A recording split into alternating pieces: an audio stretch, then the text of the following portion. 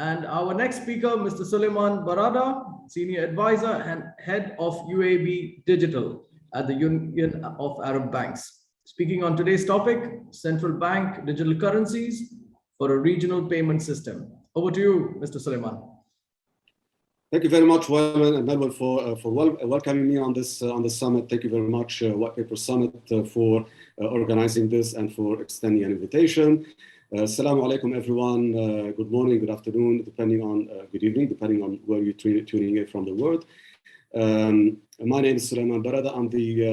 I'm a senior advisor and the head of UAB Digital. UAB Digital is the ecosystem digital transformation arm of the Union of Arab Banks. Just a little bit background, and because I think we ran a little bit out of time, so I'm going to be quite quick. The Union of Arab Banks is the representative association of the Arab banking sector in the Arab region in the 20+ Arab states. And it's been around for over 4 decades, representing the interest of the banking community and the industry in the Arab region, with activities around awareness, capacity building, advocacy, and also representing the Arab banking sector before the international community, working hand in hand with the IMF, with the World Bank Group, and the other international associations. UAB Digital is relatively a newborn of UAB, of the Union of Arab Banks. It was established in April 2020, and I was honored to be given the leadership role to spearhead the unit with a mandate to leaving no financial institution behind as the sector transitions into the digital economy. So UAB Digital is the arm of the Union of Arab Banks that extends capacity building and technology assistance, technical assistance and advisory to its member banks in order to accelerate the digital transformation undertakings. And we do this through a variety of activities through UAB Digital Institute, which is a capacity building, our capacity building arm, UAB Digital Online Banking Innovation Platform, where we connect innovators with incumbent banks in the region to exchange banking innovations and fintech products and innovations. UAB Digital Launchpad, where we also promote innovations into acceleration programs and the like. And UAB Digital Insights Lab is our research and insights arm within UAB Digital. Moving on with the topic. So the topic that I'm going to be addressing today is Central Bank Digital Currency for a Regional Payment System.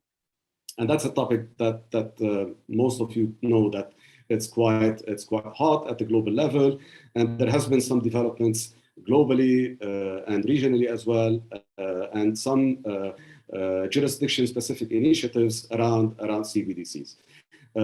My presentation is going to shed a light on an effort that is being led by the Union of Arab Banks, UAB Digital, to promote a pan-Arab collaboration on central bank digital currency for a regional payment system. But before we get into the underlying technologies of that, I'm going to be covering a little bit of the socioeconomic motivations of our Arab countries, regardless, the local context, and by taking into consideration the local context. So a pan-Arab, looking at the pan-Arab commonalities and then looking at the uniquenesses of each and every country, and also how that pan-Arab movement or pan-Arab effort could translate into operability for a regional payment system. Through the lens of the central banks, I'm looking at my time just in order for me to stick to the allocated time so I don't get into further overruns. So through the lens of the central bank, central banks are looking, some of the central banks in the region are already looking at CBDCs. Some others are still at early stages of doing research. Some others are still in an exploratory phase, looking at what CBDC developments are taking place in the region and globally, and to learn from those other experiences. At UAB, at the Union of Arab Banks, definitely because we represent the more than 300 banks in the Arab region, and we work hand in hand with central banks as observer members in the Union. We have been analyzing the landscape of CBDCs for over a year now, and we've had communications and dialogue and conversations with most of the actors globally on the CBDC front, and those jurisdictions where a CBDC has already put in action. Because it's early stage for CBDC globally, it's really important that we learn from each other. It's really important that we leverage and we capitalize on the lessons learned in one jurisdiction and apply those learnings on our jurisdiction. So we have been trying to consolidate some of these learnings, important learnings, and we are extending these to our fellow central bankers within the Arab region, as well as the commercial banking community, in order to try and move the needle as much as quickly as possible, but also more important than quickly, as relevant as possible. So through the lens of the central banks, a CBDC would support a resilient payment system. That's one of the key goals that central banks would want to achieve from deploying a CBDC or investing in a CBDC initiative. Avoiding the risks of new forms of private money that's growing outside of the conventional economies and the conventional monetary system. Central banks are looking at CBDCs as a means to counter the monetary activities that are happening outside the classical monetary system. Supporting competition, efficiency, and innovation in payments and payment systems. I think payment systems have been stagnating with little innovation that's been happening for quite a long period of time. And it's really time to try and leverage the emerging technologies and the most recent developments on to support the requirements of the digital economies. So ultimately, our economies, whether I'm in Sudan or I'm in any other Arab country or in any other country in the world, I would want my country to be to have a healthy digital economy that is equipped, enabled by the right tools and practices, and more importantly, capabilities, human capital capabilities and mindsets.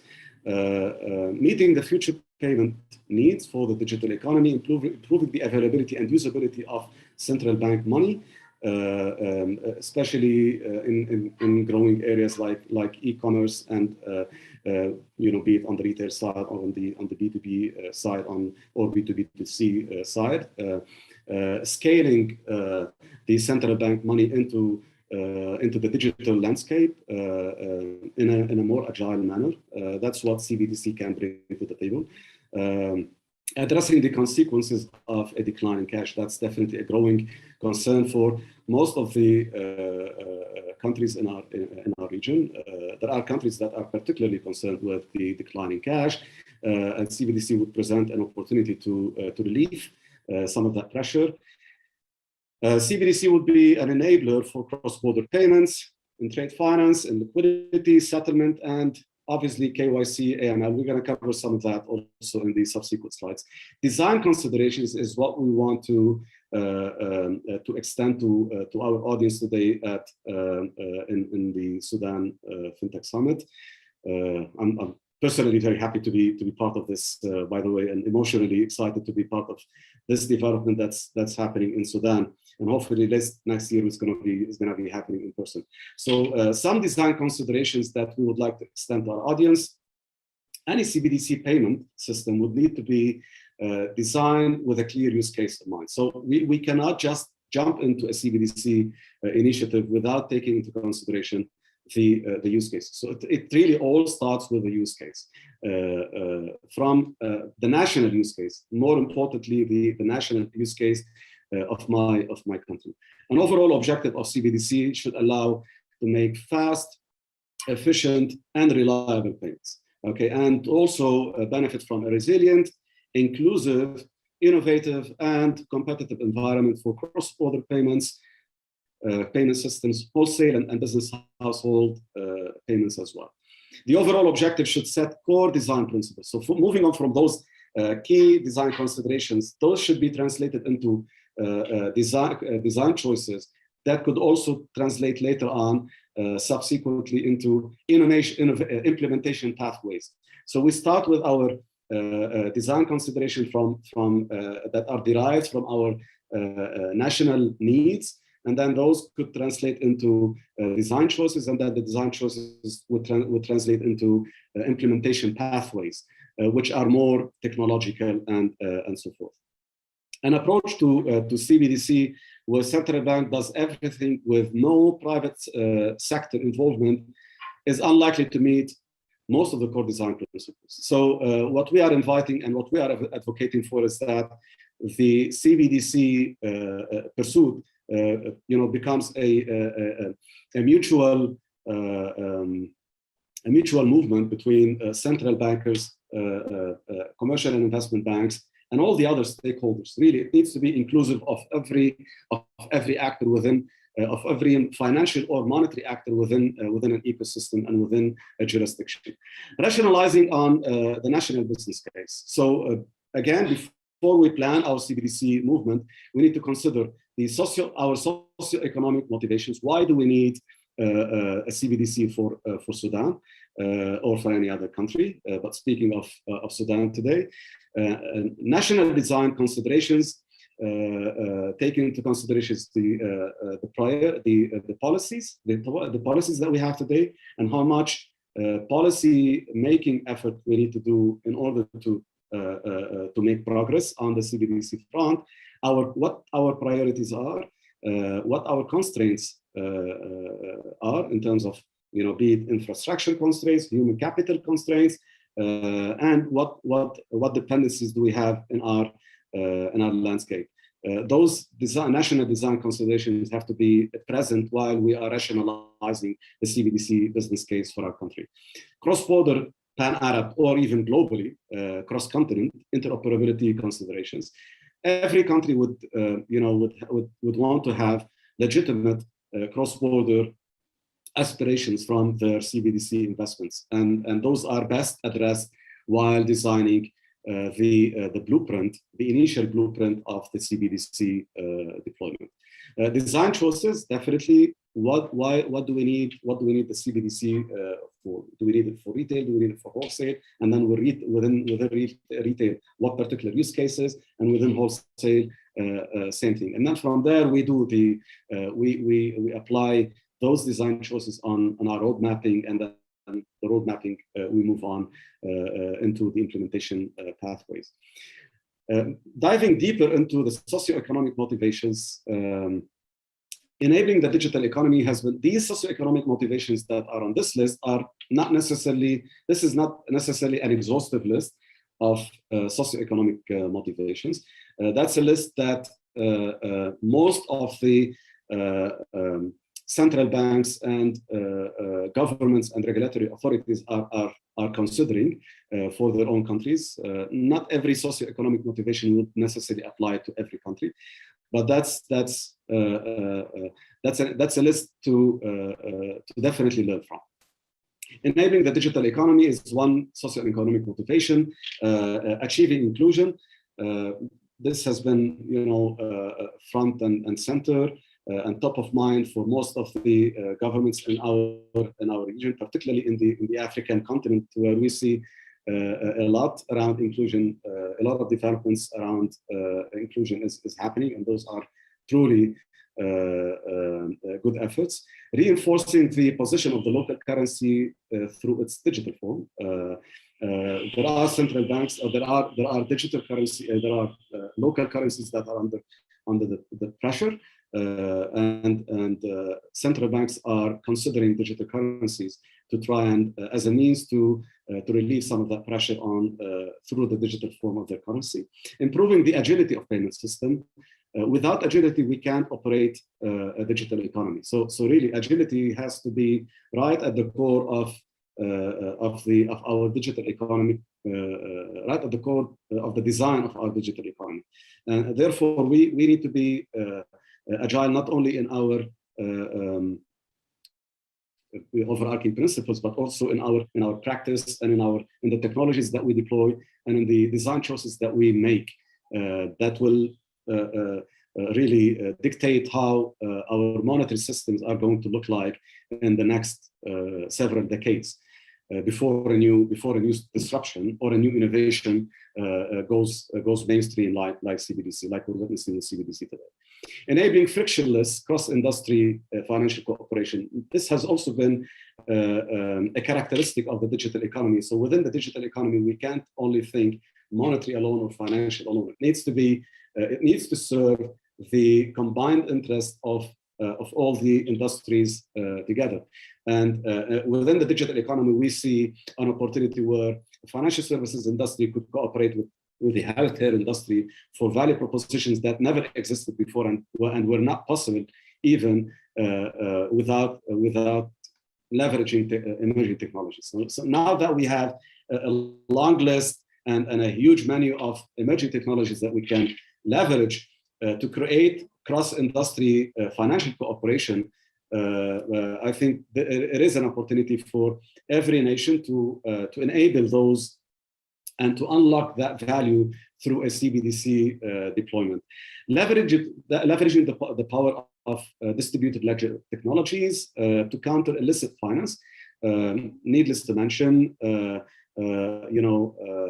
how AML, KYC, and other sanctions and other movements have been affecting the economies in our region. And I think CBDC and the DLT could play a key role in increasing the responsiveness to counter the illicit finance, enhancing access to finance, establishing tech-enabled traceability that allows for better monetary governance in alignment with the national and regional socioeconomic indicators. Moving on, and to address all of that, we at the Union of Arab Banks, we have decided to not only report on the state of CBDCs in the region and be an observer of what's happening, but rather to contribute to shaping the future of digital currencies in our Arab world, and to extend any necessary help and technical assistance to our member banks and to our peers within the central banking community.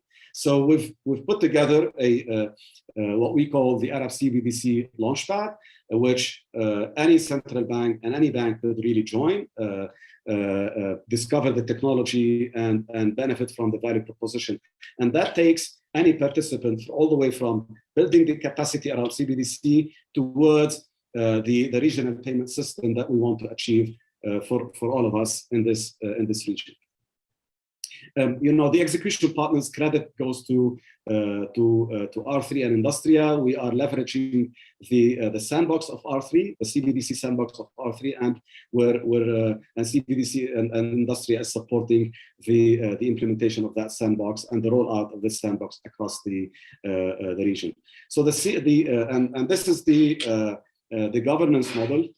It's all built on R3 CBDC sandbox with accelerators from Industria around mobile app framework, web framework, commercial APIs, retail APIs, market orchestration apps, KYC, AML, risk and compliance, and governance. And at the Union of Arab Banks, we play the role of training and certification of the human capital across the entire Arab region. We are already working with several central banks in the Arab region to build their capacities, and everybody is seeing this movement in a positive way. Like there's no better way than building a capacity while testing and playing and experimenting with the technology. There's no better way than building relevant and making relevant policies than after exploring what technology is necessitating in terms of policy making and regulatory frameworks. So we want our central banks and our banks to be able to develop policies and regulatory frameworks and practices only after they have explored enough and to enough extent the underlying technologies. We also at the Union of Arab Banks, we are consolidating deployment patterns, and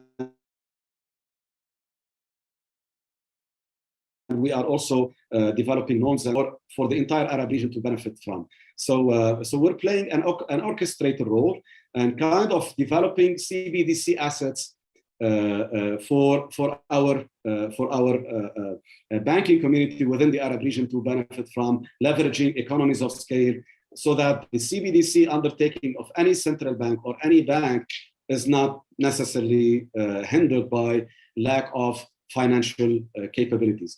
So we want everyone to be able to embark on a CBDC initiative without costing them an arm and a leg. Again, we're leveraging the R3 Corda open core technology, which is being really leveraged by a lot of other global jurisdictions. We have seen Corda becoming, the de facto standard for CBDCs in many countries. And we appreciated R3's investment in the Arab region to bring their sandbox for economies of scale across the 20 plus Arab states. CBDC sandbox components through the CBDC sandbox and the UAB Digital CBDC Launchpad, we provide POC, a proof of concept as a service, to central banks and to participants from the banking sector, from our member base. Wholesale interbank transactions, retail transaction networks, testing suite for real-world environment emulation, and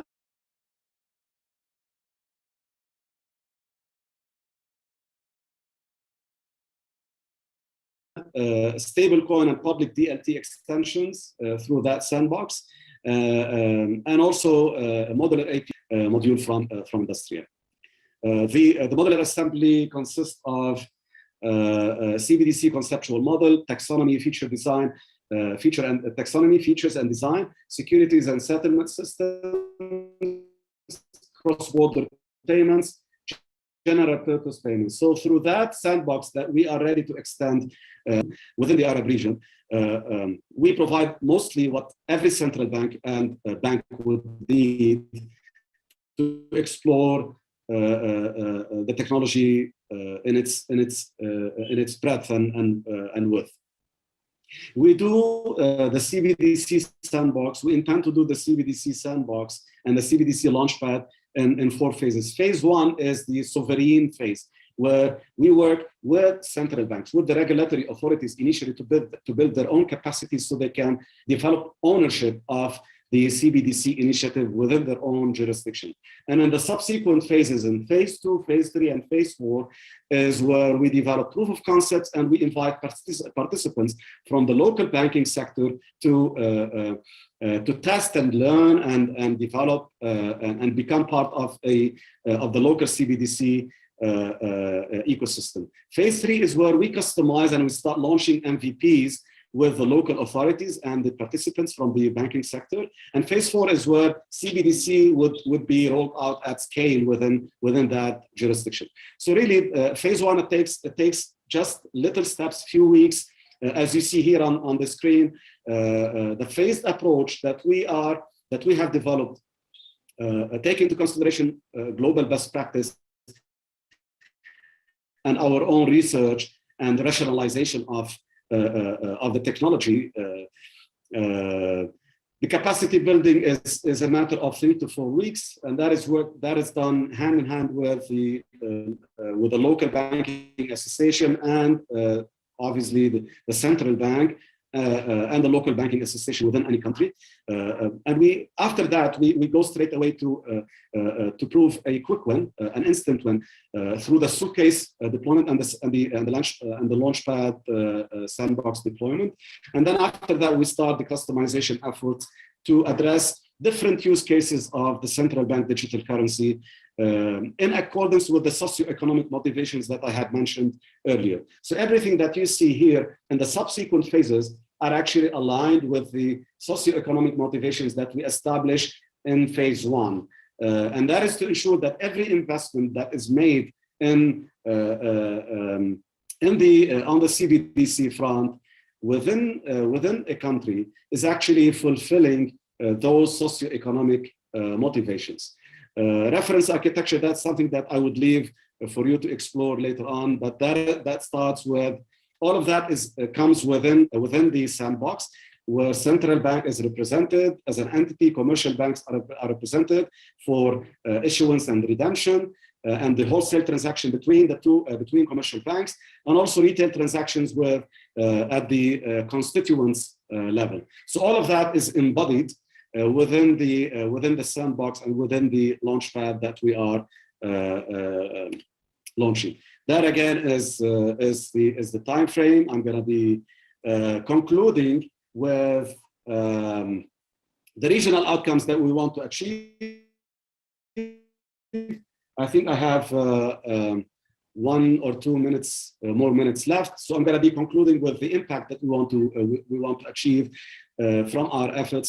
We want to achieve impact on payments, not only the inter-jurisdiction payment, but also cross-border payments across the Arab world. And CBDC is the opportunity to develop that cross-border capability, cross-border payments capability, because now we are designing and maybe redesigning and creating from scratch a whole new monetary system that could support, not replace, and I would like to emphasize on that would actually support the existing monetary system.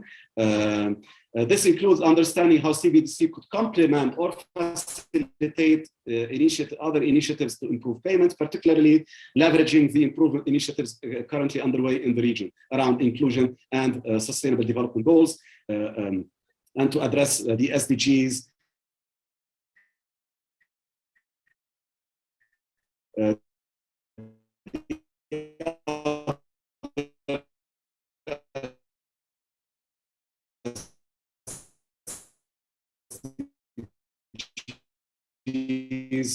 That we are all advocating for in the region.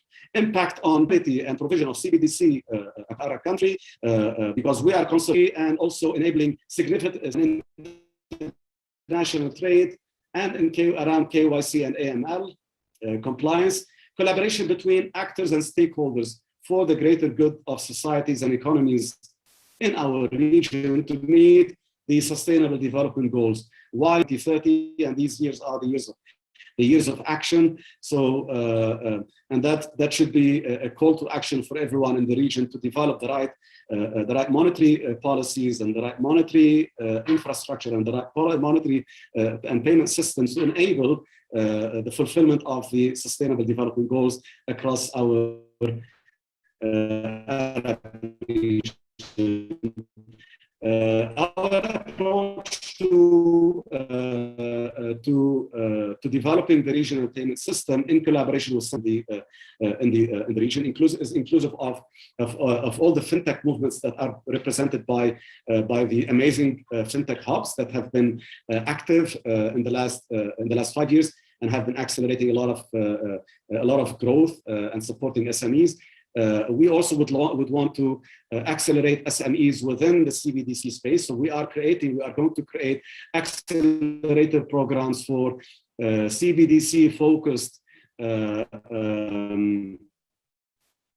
SMEs, and for CBDC of the larger Arab CBDC talent pool to actually benefit from the developments of the CBDC in the Arab region, to serve the Arab region, and to be able to also extend those talents to other countries in the world, wherever it might be possible.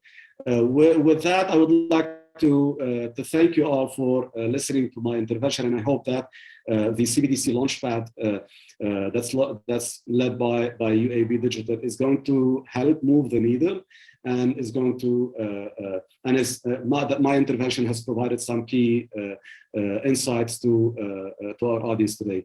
Back to you, Melvin. Thank you, Mr. Suleiman. To all our attendees, if you all have any questions, please pass it on to me, and I will make them surely answered by Mr. Suleiman. Thank you very much, sir, for your time and the lovely presentation.